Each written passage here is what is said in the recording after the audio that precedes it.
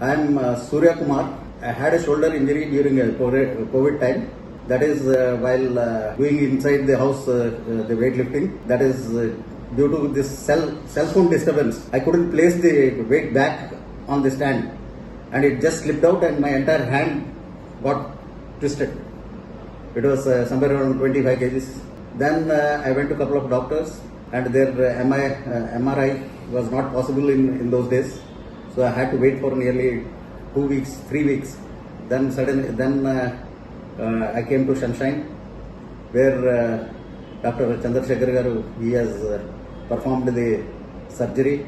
Then subsequently, it took me nearly say around 9 months to fully recover.